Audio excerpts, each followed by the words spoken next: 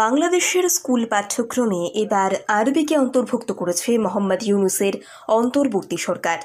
মাধ্যমিক স্তরে ষষ্ঠ থেকে দশম শ্রেণী পর্যন্ত এই বিষয়টি পড়তে হবে। উচ্চ মাধ্যমিক পর্যায়েও পাঠ্যপুস্তকে কিছু পরিবর্তন করা হচ্ছে।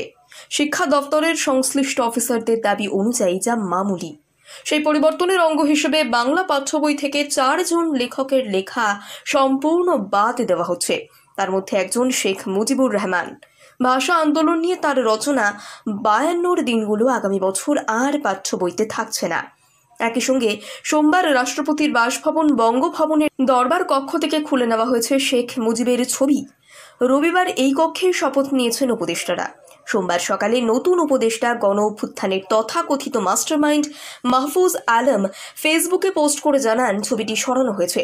মাহফুজ লেখেন, ৭১ পরবর্তী ফ্যাসিবাদী নেতা শেখ মুজিবুর রহমানের ছবি দরবার হল থেকে সরানো হয়েছে। এটা আমাদের কাছে লজ্জার যে ৫ই আগস্টের পরে বঙ্গভবন থেকে তার ছবি আমরা সরাতে পারিনি।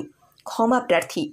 ইউনূসের নেতৃত্বে অন্তর্বর্তী সরকার ক্ষমতায় এসে জাতীয় শিক্ষাক্রম এবং পাঠ্যপুস্তক বোর্ডকে নির্দেশ দেয় পাঠ্যসূচিকে জুলাই গণ অভ্যুত্থানের চেতনার অনুসারী করতে হবে।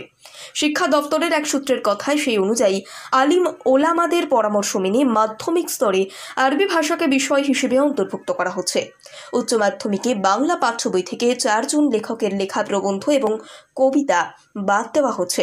শেখ মুজিব ছাড়া বাকি মোহাম্মদ জাফর ইকবালের পাঠ্যে অন্তর্ভুক্ত সব লেখা এবং মোহাম্মদ সাহার কবিতা শান্তির গান বাদ দেওয়ার সিদ্ধান্ত চূড়ান্ত। বাদ পড়ার কারণ এরা ফ্যাসিবাদীদের অনুগত। এমন আর একজন লেখককে বাদ দেওয়ার সিদ্ধান্ত আপাতত বিবেচনাধীন রয়েছে, যার নাম বলা হচ্ছে না। রবিবার যে 3 জন উপদেষ্টাকে করা হয়েছে তার মধ্যে মাহফুজ আগাগোড়াই বিতর্কিত। সোমবার পর্যন্ত তাকে কোনো দপ্তর দেওয়া হয়নি, কিন্তু অন্য 2 জন শেখ বশিরউদ্দিন এবং মোস্তফা সরয়ার ফারুকিকে কার পরামর্শ উপদেষ্টা করা হলো সেই প্রশ্ন তুলে ক্ষোভ প্রকাশ করেছেন সরকারের সমর্থক গোষ্ঠীর নেতা।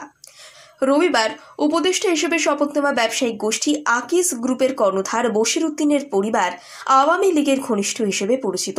বশিরের ভাই শেখ আফিল উদ্দিন যশোর 1 আসন থেকে আওয়ামী লীগের টিকিটে 4 বার সাংসদ হয়েছেন। আওয়ামী ঘনিষ্ঠতার খেসারত হিসেবে বশিরের নামও ঢাকায় একটি খুনের মামলায় জড়া হয়েছে। কিভাবে তার নাম ঢুকেছে জানেন না। চলচ্চিত্র নির্মাতা ফারুকিও আওয়ামী লীগের মন্ত্রীদের ঘনিষ্ঠ হিসেবে পরিচিত। হেফাজতে ইসলামের নেতা মামুনুল হক আজ তার বিষয়ে কড়া আপত্তি জানিয়ে বলেছেন, ফারুকি নাস্তিক। হেফাজতের নেতা শরীফ হুজুরকে তেঁতুলে হুজুর বলে ব্যঙ্গ করতেন। তাকে উপদেষ্টা করে ওলেমাদের অপমান করল ইউনূস সরকার। আবার বৈষম্য বিরোধী ছাত্র আন্দোলনের আহ্বায়ক হাসনাত আবদুল্লাহ এবং সমন্বয়ক সার্জিস আলম অভিযোগ করেছেন, আওয়ামী ফ্যাসিবাদকে ফেরানোর চেষ্টা হচ্ছে। নতুন উপদেষ্টা বাছাই প্রমাণ।